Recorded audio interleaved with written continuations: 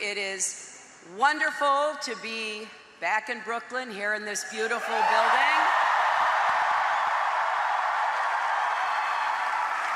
And it may be hard to see tonight, but we are all standing under a glass ceiling right now.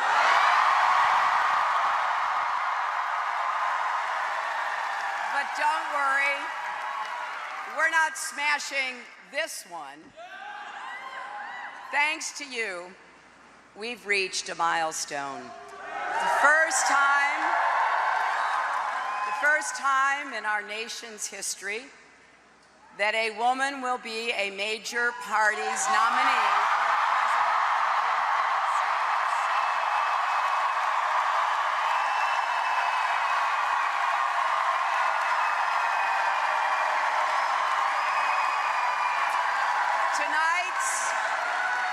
Tonight's victory is not about one person.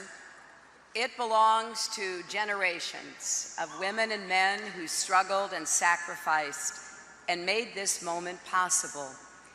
In our country, it started right here in New York, a place called Seneca Falls in 1848, when a small but determined group of women and men came together with the idea that women deserved equal rights, and they set it forth in something called the Declaration of Sentiments, and it was the first time in human history that that kind of declaration occurred.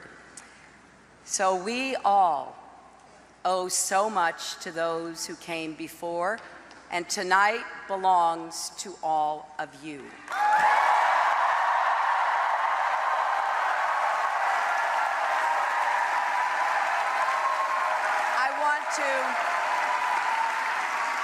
I want to thank all the volunteers, community leaders, the activists and organizers who supported our campaign in every state and territory.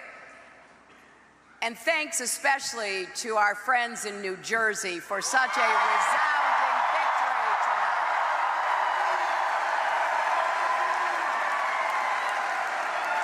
Thanks for talking to your neighbors, for making contributions. Your efforts have produced a strong majority of the popular vote, victories in a majority of the contests, and after tonight, a majority of pledged delegates.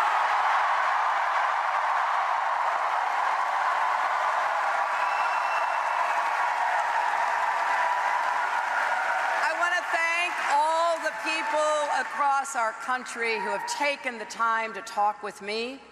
I've learned a lot about you, and I've learned about those persistent problems and the unfinished promise of America that you are living with. So many of you feel like you're out there on your own, that no one has your back. Well, I do. I hear you, I see you. And as your president, I will always have your back.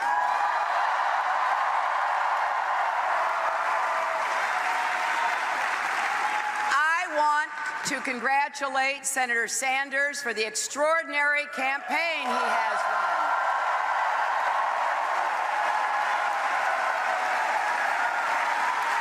He has spent his long career in public service, fighting for progressive causes and principles, and he's excited millions of voters, especially young people. And let there be no mistake, Senator Sanders, his campaign, and the vigorous debate that we've had about how to raise incomes, reduce inequality, increase upward mobility have been very good for the Democratic Party and for America.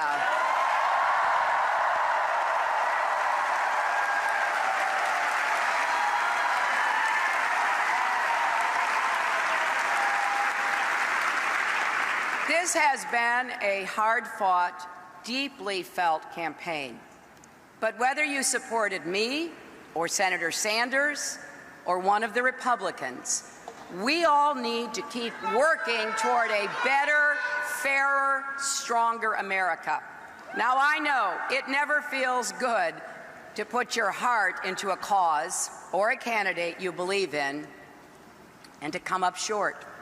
I know that feeling well. But as we look ahead,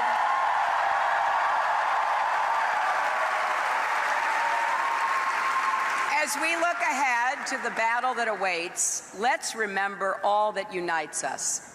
We all want an economy with more opportunity and less inequality, where Wall Street can never wreck Main Street again. We all want a government that listens to the people, not the power brokers, which means getting unaccountable money out of politics. And we all want a society that is tolerant, inclusive, and fair. We all believe that America succeeds when more people share in our prosperity, when more people have a voice in our political system, when more people can contribute to their communities.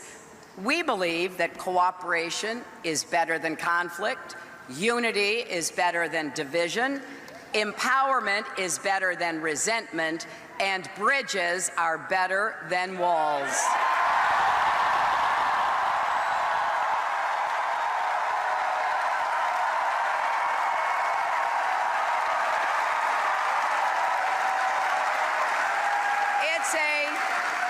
It's a simple but powerful idea. We believe that we are stronger together, and the stakes in this election are high, and the choice is clear. Donald Trump is temperamentally unfit to be president and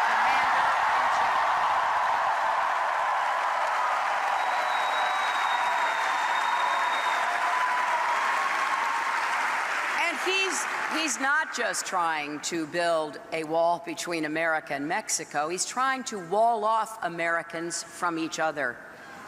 When he says, "Let's make America great again," that is code for, let's take America backwards.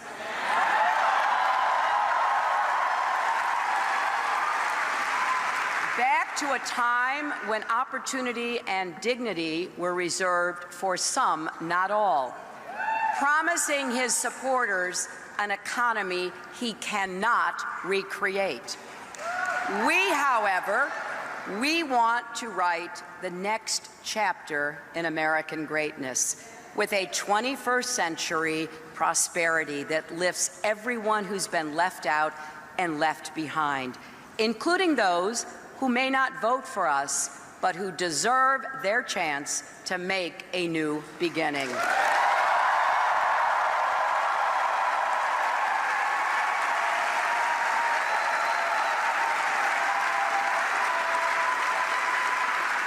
When Donald Trump says a distinguished judge born in Indiana can't do his job because of his Mexican heritage,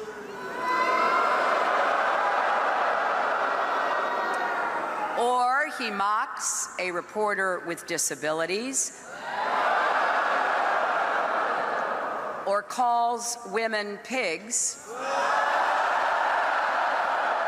it goes against everything we stand for, because we want an America where everyone is treated with respect and where their work is valued.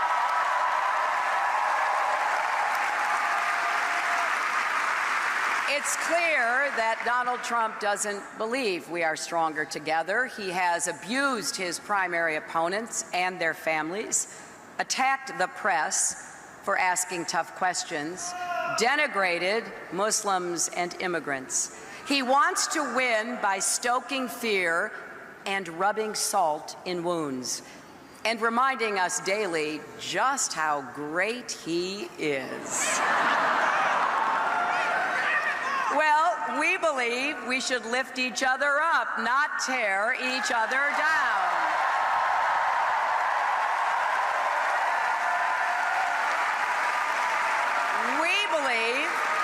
We believe we need to give Americans a raise, not complain that hardworking people's wages are too high. We believe we need to help young people struggling with student debt, not pile more on our national debt with giveaways to the super wealthy. We believe we need to make America the clean energy superpower of the 21st century.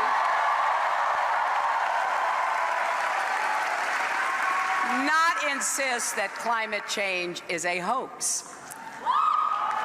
To be great, we can't be small. We have to be as big as the values that define America. And we are a big-hearted, fair-minded country. We teach our children that this is one nation under God, indivisible, with liberty and justice for all.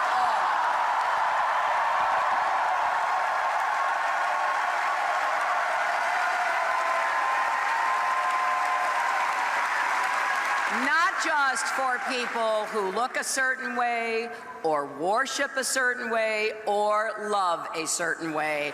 For all, indivisible. This election is not, however, about the same old fights between Democrats and Republicans. This election is different. It really is about who we are as a nation. It's about millions of Americans coming together to say, we are better than this. We won't let this happen in America.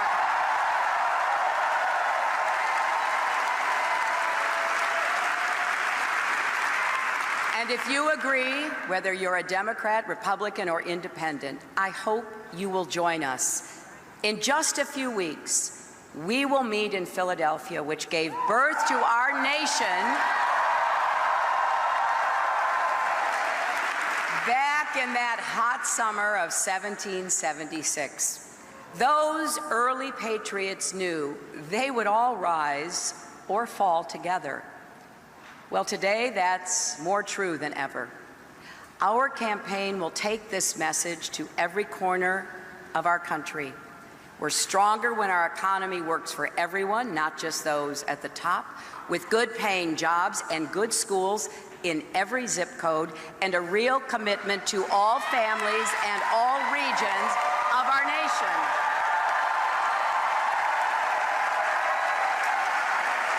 We are stronger when we work with our allies around the world to keep us safe, and we are stronger when we respect each other, listen to each other, and act with a sense of common purpose.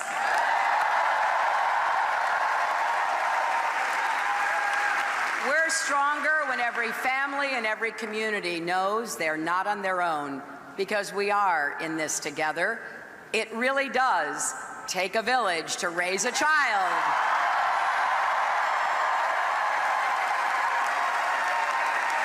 And to build a stronger future for us all. I learned this a long time ago from the biggest influence in my life, my mother. She was my rock from the day I was born till the day she left us. She overcame a childhood marked by abandonment and mistreatment, and somehow managed not to become bitter or broken. My mother believed that life is about serving others, and she taught me never to back down from a bully, which it turns out was pretty good advice.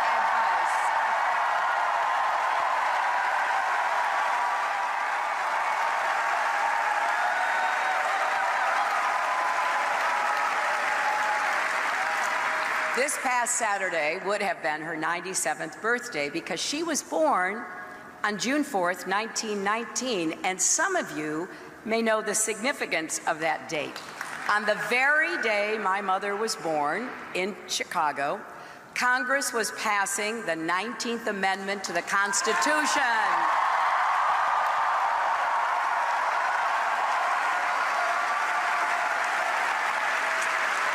That amendment finally gave women the right to vote. And really wish my mother could be here tonight. I wish she could see what a wonderful mother Chelsea has become and could meet our beautiful granddaughter, Charlotte. And of course, I wish she could see her daughter become the Democratic Party's nominee.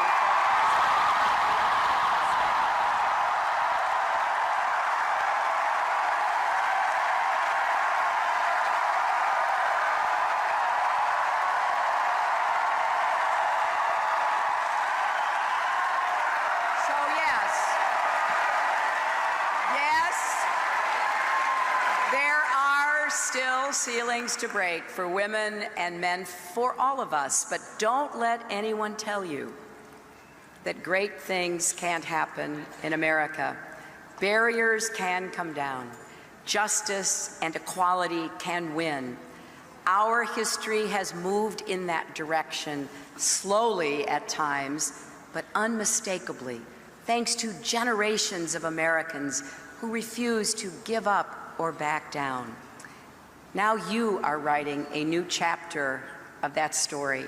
This campaign is about making sure there are no ceilings, no limits on any of us, and this is our moment to come together. So please join our campaign, volunteer, go to hillaryclinton.com, contribute what you can. Text JOIN, J-O-I-N, to 47246. Help us organize in all 50 states.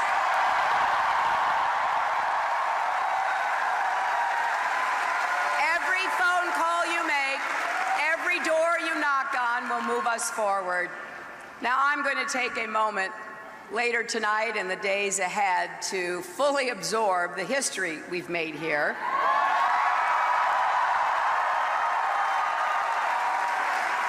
But what I care about most is the history our country has yet to write. Our children and grandchildren will look back at this time, at the choices we are about to make, the goals we will strive for, the principles we will live by. And we need to make sure that they can be proud of us. The end of the primaries is only the beginning of the work we're called to do.